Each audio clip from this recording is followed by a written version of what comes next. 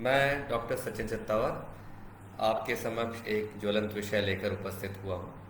आपका उत्साह आपने बढ़ाया, आपने उत्साह दिखाया, आपने नाना प्रकार की बातें लिखी, तो मुझे लगा कि एक ऐसा विषय जो डायबिटीज़ में बहुत ही ज़्यादा महत्वपूर्ण है और हमारे दिल के करीब है, वो है कि प्राकृतिक तौर पे हर्बल मेडिसिन के द्वारा क्या डायबिटीज़ कंट्रोल हो सकती है। क्या इस प्रकार की चीज़ें जो हमारे घर पर उपलब्ध हैं, जो हमारी दादी नानी हमेशा हमें बताती आई हैं, क्या वो चीज़ें करने से डायबिटीज़ नियंत्रित रह सकता है, और क्या रास्ता होना चाहिए जो हमारे मित्रों ने अपनाना चाहिए जब उन्हें डायबिटीज़ की बीमारी हो। क्योंकि इस तरह की बहुत सी बातें आपको हर जगह मिलती हैं, मीडिया पे भी मिलती हैं। पिछले एक हफ्ते से मैं लगातार इस प्रकार की हर्बल बातों पे कुछ ना कुछ फेसबुक पे लिखता आया हूँ और उस पर काफ़ी आप लोगों के कमेंट्स आ रहे हैं। तो ऐसा क्या है कि ये जड़ी बूटियाँ दवा की श्रेणी में नहीं आती। मित्रों, ऐसा है कि लगभग 200 के करीब ऐसी जड़ी बूटियां हैं, ये 200 से अधिक जड़ी बूटियां हैं जिनका असर डायबिटीज़ में शुगर कम करने में, इंसुलिन रेजिस्टेंस कम करने में, इंसुलिन की मात्रा बढ़ाने में, या शुगर का पाचन इस तरह से परिवर्तित करने में जिससे शुगर नॉर्मल हो, इसमें होता है। आईसीएमआर में भी ये रजिस्टर्ड है। पर समस्या ये है कि दवा की श्रेणी में वही जड़ी बूटी आ सकती है या वही दवा आ सकती है जो HbA1c, जैसा आपको सभी को मालूम है कि 3 महीने का एवरेज, जिसको हम ग्लाइकेटेड हीमोग्लोबिन कहते हैं। तो ग्लाइकेटेड हीमोग्लोबिन जो भी ऐसी जड़ी बूटी या औषधि या दवा 0.4% से ज़्यादा कम करे, वो दवा की श्रेणी में आता है। क्योंकि शोधों में ये दिखाया गया है कि दवा की श्रेणी में आने के लिए इतना शुगर कम होना आवश्यक है। क्योंकि वो शुगर कम होने को केवल शुगर कम होने के पैमाने से नहीं देखते, वो ये देखते हैं कि शुगर कम होने से साइड इफेक्ट्स में कितना फायदा होता है। तो शोधों में आया कि हाँ, कोई भी दवा जो 0.4% से ज़्यादा शुगर कम करे HbA1c के पैमाने पर, वो दवा मानी जाएगी। बाकी सब सप्लीमेंट्स माने जाएंगे। तो ऐसे नाना प्रकार के सप्लीमेंट्स हैं। और सबसे पहला, जैसा अभी मेरा मानना है कि जो बीमारी की शुरुआत भी घर से होती है और बीमारी का निराकरण भी घर से ही होता है, ये सच है। तो जो आप भोजन लेते हैं, जो आप बचपन से भोजन लेते आए हैं, वो आपके सबसे दिल के करीब है, आपकी ज़बान के करीब है। और आपको वो स्वाद जो है वो आपके कहीं ना कहीं दिमाग में, मन में, दिल में रचे बसे हैं। तो वहाँ से कहीं ना कहीं चिकित्सा तो आएगी ही, और वहाँ से जो चिकित्सा आएगी वो आपके लिए बहुत ज़्यादा स्वीकार्य होगी। तो ये सच है। हम जैसे कई तरह की बातें करते हैं कि भाई कुछ लोग, हम सुबह दौड़ने जाते हैं तो सुबह लोग मिलते हैं कि हम करेला का जूस पी रहे हैं। डॉक्टर साहब देखिएगा, करेला का जूस पियेंगे शुगर नॉर्मल हो जाएगी। करेले के जूस में ऐसे गुण हैं जो इंसुलिन सिक्रीशन को बढ़ाते हैं, शुगर के एब्जॉर्प्शन को कम करते हैं। तो अगर आप किसी भी प्रकार की शुगर की दवा ले रहे हैं तो उसका असर बढ़ जाएगा। पर ये जो असर बढ़ना है, कभी कभार विपरीत दिशा में भी बढ़ जाता है, और शुगर अगर लो हो जाए तो वो नुकसान हो जाता है। और केवल आप करेले का जूस लेंगे तो शुरुआती दौर की डायबिटीज़, जब आपका HbA1c 6.4 के अंदर है, जिसको हम प्री डायबिटिक स्टेटस कहते हैं, वहाँ शुरुआती दौर में इस तरह का काम आप कर सकते हैं। पर जब आपको फुल ब्लोन डायबिटीज़ हो जाए, जब आपको डॉक्टर बता दें कि हाँ भाई, आपकी शुगर खाली पेट 126 के ऊपर आ रही है, भरे पेट शुगर लगभग 200 के ऊपर है, और 3 महीने का एवरेज HbA1c 6.5 के ऊपर है, तो हम बोलेंगे आपको डायबिटीज़ है। तो डायबिटीज़ में जब डायबिटीज़ हो गया तो डायबिटीज़ के पैमाने क्या हैं, जो कि बहुत मुझे लगता है कि इनके बारे में बात करने से पहले आपको मैं पैमाने आपके सामने रख देता हूँ। किसी भी विधि से, किसी भी तरीके से, किसी भी सलाह से, या कोई भी पैथी से, अगर आपका शुगर खाली पेट 100 के आसपास रहता है, आप यंग हैं तो 100 के आसपास, आप वृद्ध हैं, आप एल्डरली हैं, सीनियर सिटीजन हैं, और आपको हार्ट डिजीज़ है तो 125 तक। भरे पेट शुगर 180 के अंदर रहता है, और 3 महीने का एवरेज यंग लोगों में लगभग 7%, और जिन लोगों में किसी भी प्रकार की कोई और बीमारी नहीं है, हृदय रोग नहीं है, और कोई बीमारी नहीं है, गुर्दा खराब नहीं है, तो उनमें भी लगभग 7%। और जिनमें अन्य बीमारियां हैं, जैसे हृदय रोग है, गुर्दे में खराबी है, लिवर में खराबी है, शुगर कम होने की संभावना ज़्यादा है और उससे हानि होने की संभावना ज़्यादा है, वहाँ लगभग 7.5%। तो ये स्थिति जो है, ये हो गए पैमाने डायबिटीज़ के। कोई भी चीज़ आप लेते हैं, अगर वो इन पैमानों में आपके शुगर को रखती है, तो आपके सामने बिल्कुल, ये तो साइंटिफिक युग है, तो आपके सामने बिल्कुल स्पष्ट है, आपका मार्ग बिल्कुल प्रशस्त है, आप बिल्कुल आगे बढ़िए।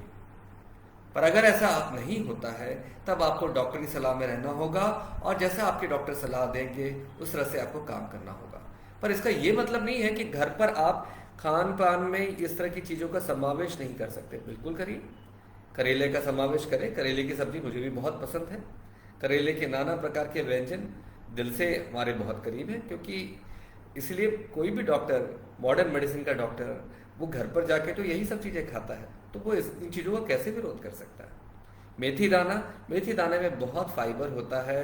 मेथी दाना खाने, हमारे मरीज आके पूछते हैं साहब मैं सुबह मेथी दाना भिगा के खाता हूँ, खाऊं कि नहीं खाऊं? तो मुझे हमेशा ये कहना होता है कि आप जरूर लीजिए, खाने में उसका ऐसा समावेश करें, क्योंकि मेथी में फाइबर बहुत होता है। कोई भी चीज़ अगर फाइबर को बढ़ावा देगी, तो शक्कर का जो पाचन होगा, जो उसका एब्जॉर्प्शन होगा अतड़ियों से खून में आने का, वो धीरे हो जाएगा, तो उसमें फ़ायदा मिलेगा। बहुत लोग बोलते हैं कि हम भिंडियाँ खा रहे हैं, तो भिंडी तो बहुत अच्छी चीज़ है, मुझे भी बहुत पसंद है भिंडी। सब्जी के तौर पे भिंडी अगर आप खाते हैं और आपको लगता है कि वो मधुमेह में मदद कर रही है, तो उसमें कोई बुराई नहीं है। पर अगर आप कोई विशेष विधि से भिंडी आप ले रहे हैं, तब आप अपने डॉक्टर से सलाह लीजिए, क्योंकि आप हो सकता है क्योंकि कई शोधों में ऐसा आया है, कई शोधों में ऐसा आया है कि हमारे मरीज एलोवेरा का जूस ले लेते हैं, और बहुत ज़्यादा मात्रा में एलोवेरा का जूस ले लेते हैं, तो वो जूस लेने से हमारी जो एलोपैथिक या मॉडर्न मेडिसिन की दवाइयाँ हैं, उनका असर बढ़ जाता है। तो डॉक्टर आपका जो है होता है, जो आपका चिकित्सक होता है, मैं ये कहूँगा कि वो एक बैलेंसर होता है। उसका काम होता है कि बैलेंस बनाना, ना हाइपर ग्लाइसीमिया हो ना हाइपोग्लाइसीमिया हो, बीच की स्थिति बननी चाहिए, जहाँ शुगर सामान्य हो, जैसा मैंने बताया ना, खाली पेट 100, भरे पेट 180 के अंदर, और 3 महीने का एवरेज 7%। तो ये परिस्थिति तभी निर्मित होती है जब आप अपने डॉक्टर की सलाह में रहते हैं। बहुत से लोगों का कहना है कि जामुन आते हैं, तो जामुन तो बहुत ही अच्छे हैं। अब देखिए, अभी बस चला ही जा रहा है सीजन, अब शायद ही कुछ भाग्यशाली लोग होंगे जिनको अभी कुछ 2-4 दिनों में जामुन खाने मिल जाए। तो जामुन के बीज सुखा लेते हैं लोग, उसका पाउडर बनाते हैं, और उसको पाउडर को भी अगर वो खाने में मिला के आप ले रहे हैं, तो मुझे कोई इसमें आपत्ति नहीं है। आपको जामुन पसंद है, और जामुन में मैं कहूँगा कि उसका ग्लाइसेमिक इंडेक्स भी बहुत कम है, उसका लोड भी बहुत कम है, तो जामुन खाने से शुगर भी नहीं बढ़ती, पेट भी भरता है, और नाना प्रकार के विटामिन सी, विटामिन ए भरपूर मात्रा में मिलता है, जो कि एंटीऑक्सीडेंट्स होते हैं। और जामुन वैसे तौर पे आपके इंसुलिन सेंसिटिविटी को बढ़ाता है और शुगर को सामान्य रखने में मदद करता है। पर जामुन को आप दवा के तौर पे लेना में बहुत हद तक शुरुआती दौर के डायबिटीज़ में, जहाँ पे HbA1c 6.5 के अंदर है, आपकी गर्दन काली हो रही है और आपको लगता है कि नहीं, मुझे अभी कोई मॉडर्न मेडिसिन की दवा नहीं लेनी है, उस अवस्था की बात अलग है। वहाँ तो आप नाना प्रकार के प्रयास कर सकते हैं जिससे वजन कम हो, इंसुलिन रेजिस्टेंस कम हो, और आपको भविष्य में शुगर की बीमारी ना हो। पर अगर शुगर बढ़ा हुआ है, तो सबसे पहली प्राथमिकता आप अपने टारगेट्स को दीजिएगा, जो कि मैं आपको बार बार बता ही रहा हूँ। तो टारगेट्स प्राप्त होने के साथ साथ भोजन में लेते हैं, जामुन मैं भी बहुत खाता हूँ, तो उस तरह से लेंगे तो बहुत फ़ायदा होगा। बहुत से लोग लिकोराइस यानी मुलठी देखते हैं। मुलठी एक ऐसी जड़ होती है जो कि काफ़ी मीठी होती है। उसको देखिए होगा, हमारे घर में हमने मुलाठी बचपन में देखी, जो विशेष प्रकार की सुपारियां बनती थी ना, उस पर मुलाठी भी पीस के डालते थे, बड़ा स्वादिष्ट लगता था, और भोजन के बाद उसका जो सेवन करने से काफ़ी बहुत अच्छा अनुभव होता था। तो उसका कोई ना कोई मेडिसिनल इंपॉर्टेंस हमारे पूर्वजों ने देखी होगी, तो उसमें कोई बुराई नहीं है। पर अगर आप बहुत ज़्यादा मात्रा में लेंगे, तो इससे होने वाले अन्य साइड इफ़ेक्ट्स बढ़ जाएंगे। आपकी जो दवाइयाँ चल रही हैं उसका असर बढ़ जाएगा, या तो हो सकता है उन दवाइयों का सही असर ना हो। और दूसरी तरीके की चीज़ें, कुछ लोगों को आजकल जैसे कोविड के बाद खून पतला करने की दवा चल रही है, बहुत लोगों को चल रही है। आप मानते होंगे कि कोविड के बाद खून पतला करने की दवा सबको देनी ही पड़ रही है। तो ये जो जड़ी बूटियाँ होती हैं, ये खून पतला करने वाले असर को बढ़ा देती हैं। तो ऐसे पेशेंट्स में ब्लीडिंग हो सकती है। जैसे कुछ लोगों का कहना है ना, जिंजर, लहसुन, अदरक, इस तरह की चीज़ें जो कि डायबिटीज़ में वो बोलते हैं कि हम बहुत अच्छा है तो हम इसका अर्क निकाल के लेंगे। पर अगर आप ब्लड थिनर्स पे हैं, तो ऐसी दवा लेने से हो सकता है कि आपको ब्लीडिंग वगैरह होने लग जाए। तो ये चीज़ें भी बहुत इंपॉर्टेंट है। तो प्रश्न यह आता है कि डॉक्टर साहब, आप अच्छी भी बातें बता रहे हैं और बुरी भी बातें बता रहे हैं। देखिए, अच्छे और बुरे का कोई संबंध नहीं है। चिकित्सा और चिकित्सक का मतलब है ऐसा इंसान जो कि ट्रेंड हो गया है और चिकित्सा क्षेत्र का मतलब है ऐसी विधि जो कि इन चीज़ों के बीच में एक मध्य मार्ग ढूंढ के बैलेंस बनाती है, एक संतुलन निर्मित करती है। क्योंकि संतुलित व्यवहार तभी हो पाएगा जहाँ पे हमारा रिसर्च होगा, जहाँ पे नाना प्रकार की चीज़ें देखी जाएंगी और उसकी मात्रा तय होगी। तो इन चीज़ों को दवाइयों में इसलिए नहीं लिया गया क्योंकि इनके अर्क जो हैं उतने कारगर साबित नहीं हुए शोधों में, जितना हमें, मैंने आपको पहले ही लाइन बताया कि जिससे भी HbA1c 0.4% से ज़्यादा कम होता है वो दवा की श्रेणी में आ जाता है। फिर उसकी मात्रा भी कम होनी चाहिए, उसको खाने से शरीर के दूसरे अंगों पर दुष्प्रभाव भी नहीं पड़ना चाहिए, इतनी ही मात्रा में लेना चाहिए। तो भोजन के तौर पे आप लेते हैं, कोई परेशानी नहीं, कहीं ना कहीं तो वो फायदा कर ही रहा है। आप अदरक लीजिए, आप नींबू लीजिए, आप जामुन लीजिए, आप मेथी दाना भी आप खाने में ला सकते हैं। आप एलोवेरा का, अगर आपको बहुत पसंद है तो एलोवेरा से बनी हुई चीज़ें भी आप बीच बीच में खाने में ले सकते हैं। कुछ सुपर फूड्स हैं जैसे कि आपका मोरिंगा, जिसको हम मुनगा भी कहते हैं। तो मुनगा की फलियां जब आप दाल में मिलाते हैं तो दाल तो क्या बोले, उसका स्वाद ही चार चांद हो जाते हैं। इसकी आजकल पत्तियों को भी लोग सुखा कर रखते हैं और पत्तियों का पाउडर बनाकर वो आटे में मिला देते हैं, नाना चीज़ों में मिला देते हैं। तो मोरिंगा में बहुत सारी चीज़ें ऐसी देखी गई हैं जिसमें फाइबर बहुत है, विटामिन सी बहुत है, विटामिन ए है, एंटीऑक्सीडेंट प्रॉपर्टी बहुत अच्छी है। तो डायबिटीज़ में कोई भी चीज़ जो आपके इंसुलिन रेजिस्टेंस को कम करे, आपके मोटापे को कम करे, एकदम शक्कर बढ़ने की स्थिति जिसको अपन कहते हैं ना ग्लाइसेमिक इंडेक्स को कम करे, वो चीज़ें आपके लिए बहुत लाभदायक है। तो जो चिकित्सा है, आपके चिकित्सक ने जो आपको दवाइयाँ लिखी हैं, उसके साथ साथ घर की चिकित्सा अगर चले खाने के रूप में, भोजन को स्वादिष्ट बनाइए, गुणकारी बनाइए। जैसे हमारे यहाँ जब सब्जियां बनती हैं या रोटियां बनती हैं तो रोटी में मोरिंगा के अगर पत्तियां पीस के डाल दी जाए तो वो अच्छा है, स्वाद भी अच्छा आता है और मोरिंगा के जो असली फायदे हैं वो मिलने लगते हैं। वैसे ही मेथी दाने का उपयोग कर सकते हैं, वैसे ही आप करेला का उपयोग कर सकते हैं, वैसे ही आप जामुन का प्रयोग कर सकते हैं। तो ये चीज़ें आपको विशेष तौर पे आप ये कहें कि अभी हमें शुगर हो गया है पर हम अपना केवल घरेलू इलाज करेंगे, तब आपको मैं इसके लिए बिल्कुल स्पष्ट बताना चाहूँगा कि शोधों ने क्या बताया है। इसलिए मैंने आपको यही कहा, अगर खाली पेट शुगर 100 रहती है, भरे पेट 180 के अंदर रहती है, 3 महीने का एवरेज 7% रहता है, तो आप कुछ भी कर रहे हैं, मुझे वो मान्य है। पर क्यों ऐसा रहना, आप क्यों इस पर दबाव दे रहे हैं डॉक्टर साहब, ये प्रश्न उठेगा। हम इसलिए दबाव दे रहे हैं कि जब भी शुगर इन दायरों के बाहर हो जाती है तो उनका दुष्प्रभाव गाहे बगाहे चोरी छिपे आंखों के पर्दे पे होने लगता है। तो आंखों के पर्दे का खराब होने की स्थिति को हम कहते हैं डायबिटिक रेटिनोपैथी। हिंदुस्तान में अंधेपन का सबसे बड़ा कारण, नॉन इन्फेक्शियस कारण में से सबसे बड़ा कारण डायबिटीज है। और ये इन्फेक्शियस कारण को भी पीछे छोड़ रहा है क्योंकि इन्फेक्शन कई प्रकार के नेशनल प्रोग्राम्स के कारण उनका परसेंटेज बहुत कम हो गया है। तो मुख्य तौर पे अंधेपन का सबसे बड़ा कारण हिंदुस्तान में डायबिटीज बन गया है। अंधा होना कोई भी नहीं चाहता। दृष्टि हमारे ईश्वर की एक नेमत है और दुनिया देखना हमारा कर्तव्य है और बिना उसके जीवन में रस चला जाएगा। तो सोचिए आप, गुर्दा अगर खराब हो गया तो नया गुर्दा लगाना, डायलिसिस कराना अपने आप में एक टेढ़ी खीर है। और ये बिल्कुल शोधों में देखा गया है, ये किसी प्रकार के फार्मा स्पॉन्सर्ड शोध नहीं होते, ये वो शोध हैं जिसमें बिल्कुल आज दुनिया के बेस्ट साइंटिस्ट लगे हुए हैं और सही तरीके से निष्कर्ष निकला हुआ है और सालों साल से ये एक पैमाने की तरह स्टैब्लिश हो चुके हैं, एक मील का पत्थर बन गए। तो गुर्दा अगर खराब हो गया तो बहुत मुश्किल होगी, इसीलिए शुगर नियंत्रित होना चाहिए। पैरों की नसों में सुन्नापन आ गया, घाव बन गया तो चोट लग गई, गैंग्रीन बन गया तो पैर काटने की अवस्था आएगी। तो डायबिटीज में इसलिए इन 3 अवस्थाओं को हमेशा अपने दिमाग में सामने रखिए। कोई भी आपको सलाह देता है, देखिए रिश्तेदारों के बीच में अपन जब भी जाते हैं तो रिश्तेदारों के बीच में अगर हमने अपना ये पिटारा खोला कि हमें डायबिटीज़ है तो सबसे पहले नाना प्रकार की सलाह आने लगती है। कोई तो ये कहेगा कि मॉडर्न मेडिसिन की दवाइयाँ गर्म करती हैं, कोई ये कहेगा कि इसने गुर्दा खराब हो जाता है, कोई ये कहेगा कि आपको तो देसी तरीका देखना चाहिए। देसी देखिए, मैंने उस जड़ी बूटी का अर्क लिया और आज मेरी शुगर बिल्कुल नॉर्मल है। पर शुगर नॉर्मल करना इलाज नहीं है। शुगर हमेशा के लिए इन पैमानों पे बांध कर रखना ही इलाज है। जिस चीज़ से ये हो जाए तो उसमें मैं मना नहीं कर रहा आपको, पर अगर ऐसा नहीं होता है तो आपको अपना शुगर इसी तरीके से नियंत्रित करना पड़ेगा।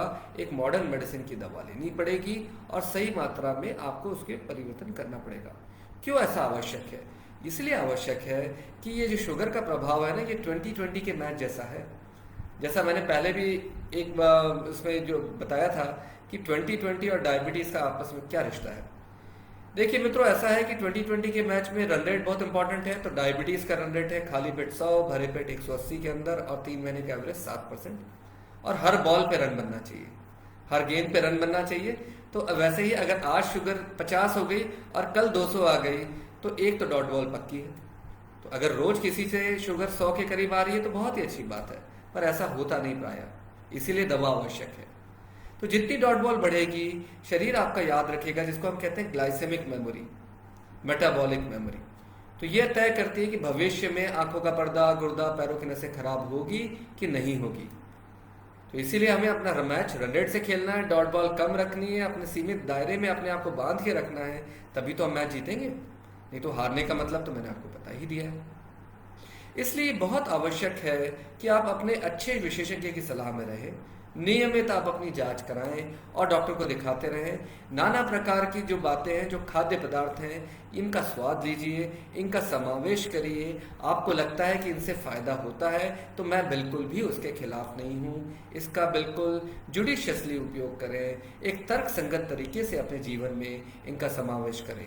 पर आप इनको दवा के तौर पे अपनी मुख्य धारा की दवा बंद करके अगर आप लेते हैं तो आप अपने आप को खतरे में डालेंगे।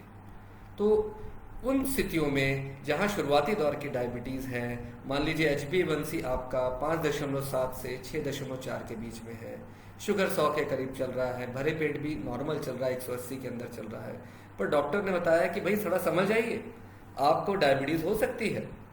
तो ऐसी अवस्था में अगर इन चीज़ों का आप समावेश करते हैं और सही मात्रा में, मात्रा तक दवा के तौर पे लेंगे, तो फिर आपको एक किसी सलाह लेनी पड़ेगी और मात्रा आपको शोधों के अनुरूप देखना पड़ेगा। क्योंकि कई बार क्या होता है कि इन चीज़ों में जो गुणकारी चीज़ होती है उसके साथ साथ कुछ नुकसानदायक चीज़ें भी होती हैं, जैसे जो कि आपका बुरा असर डालती हैं लिवर पे।